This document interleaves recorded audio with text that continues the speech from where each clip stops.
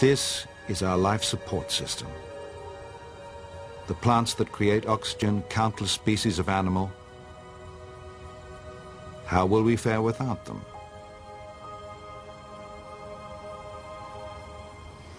Our survival depends on the living things we share our planet with. The air we breathe, the food we eat, all this is created by other forms of life. If Mars is to be our home, it'll have to be home to all of this as well. 15 years ago, we thought we knew the answer. This is Biosphere 2, a huge glass dome covering 3 acres of Arizona desert, completely sealed off from the rest of the planet. The theory was that people could survive in it because the whole environment was self-sustaining.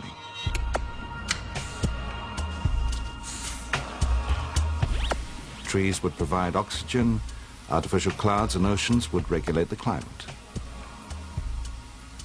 But the experiment failed. Food rapidly ran short, and extra air had to be pumped in. On Mars, that failure would have killed them all. If we're ever going to call the red planet our home, clearly something's going to have to change. And the easiest thing to change may be Mars itself.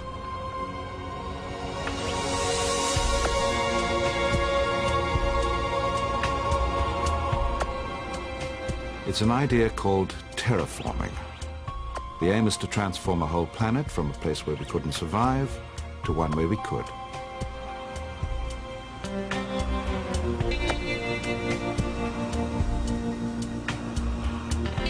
NASA scientist Chris McKay believes we could turn Mars into something surprisingly like Earth. When we think about going into space, we tend to focus on humans. But in fact, it turns out that it's easier for plants and microorganisms to go to Mars first. They're going to be the first Martians. In Death Valley in California, Chris McKay is seeking Earth's most hardy creatures. Creatures that might be able to survive on Mars. That's our guys. These green smears are algae, microscopic organisms that can thrive even in the harsh and variable climate of Death Valley. You can see that. And they could thrive on Mars too. Sucking in its thin and unbreathable atmosphere of carbon dioxide and pumping out oxygen in its place. Except at the moment, even the algae would find Mars deadly.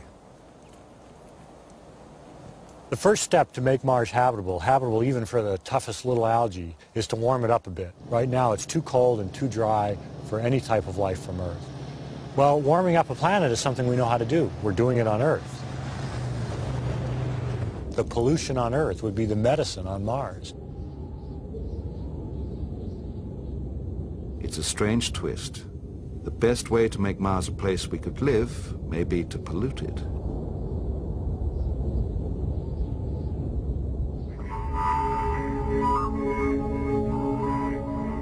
Here's how it would work.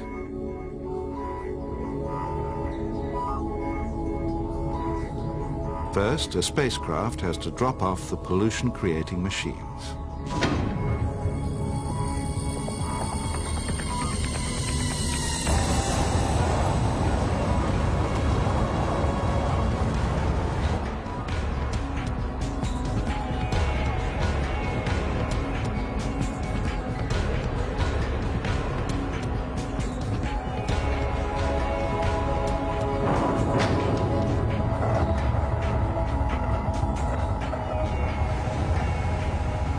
The machine's job is to suck up a mixture of Martian dust and atmosphere and process it into new chemicals. It then belches out these greenhouse gases to warm the planet and dark soot to soak up heat from the sun.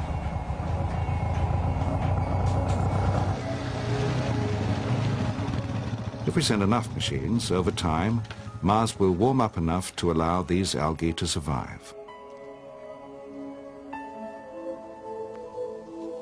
And the algae will begin to give Mars an atmosphere of oxygen.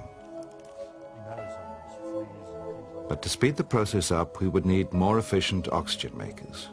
and the best that we know are plants and trees.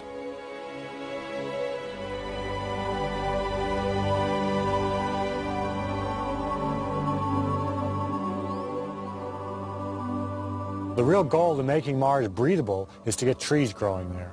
Those trees, those will be the ones that make the habitable world. And then things will really start happening. As the oxygen level built up, insects, maybe small animals, and eventually large animals, and maybe even humans, could then survive naturally.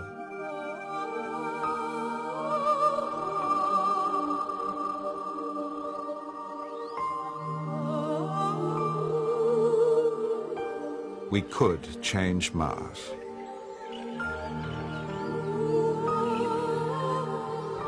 If I were to lay out a time scale, I would say 50 years humans go to Mars, and soon thereafter the algae and the bacteria go to Mars.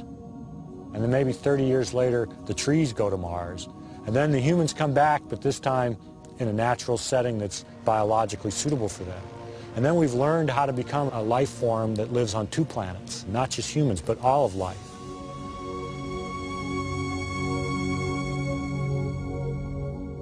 It's a bold and astonishing plan. If it works, we could turn Mars into a planet very much like Earth.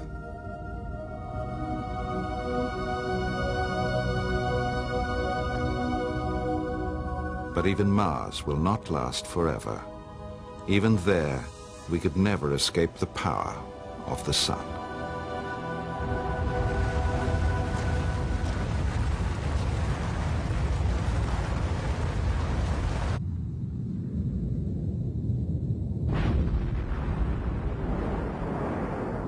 As the sun keeps getting hotter, the safe zone for life moves further and further out. This is Mars. Now Earth's dead, this is our home. Thanks to our terraforming, it looks a lot like Earth. And thanks to the hotter sun, it's now in the safe zone. The only trouble is, the sun is still getting hotter. Eventually, the safe zone will leave Mars behind as well. And with Mars dead, we're next.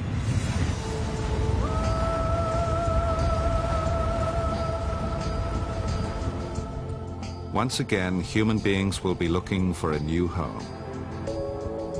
And once again, we'll have to move further away from our brightening sun. But the planets further out are impossibly hostile worlds. Gas giants like Jupiter and Saturn are not places we could ever hope to transform. If we're going to survive on these alien worlds, it won't be the planets we'll have to change. We may have to change ourselves. David Brin is a science fiction writer. He imagines future worlds for a living. Well, it's a big universe out there, and the Earth is a very specialized environment. But we're not going to find many Earths out there. If we want to spread out into the galaxy, then we're going to have to adapt to the universe. It's not very easy for human beings to get accustomed to that idea because we're used to making the environment adapt to us. 10, 9, 8, 7, 6, 5, 4, 3, 2, 1, let your blast off!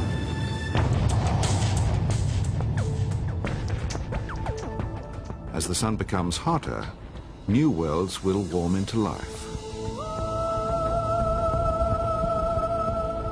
This is Europa, one of Jupiter's huge moons. We know it today as a frozen planet, airless, with a crust of iron-hard ice. But in the future, it will be something else entirely.